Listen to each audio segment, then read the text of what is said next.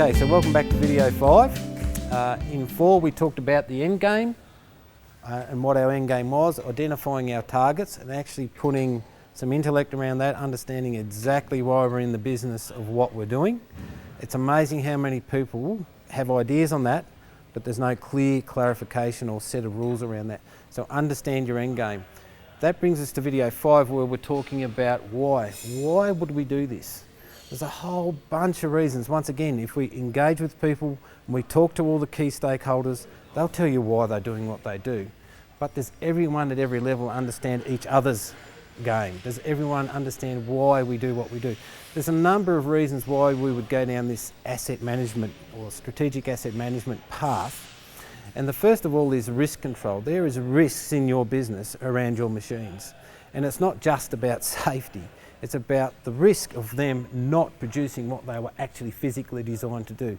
That's a whole big risk. And in videos in the past, remember we discussed the mean time between failure of 6 hours. If that happens, then that's a risk to your business. How do you control that? That's what this is about. That's why we do what we do. The other one is to maximise the usability and the profitability of that machine. It was designed to make you money, so you keep it doing that. The more you don't do that, the less money it's going to make you. It pays to think about your assets as just money makers and keep them making money for you at all times. The other one is to decrease failure impacts. There's a number of failures that can happen on an underground machine. It's decreasing the impact of those failures. You can't stop the impacts, but you can certainly decrease them with proper intellect and proper study.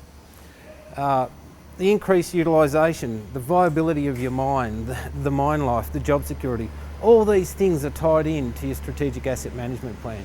And once again, it takes intellect, it takes experts, and people sitting at the table knowing what they're doing. If you're relying on a bunch of amateurs to do this, you're probably going to get an amateur result. And that's just the way it is, and that's the way that we call it here at PJL. So something to think about.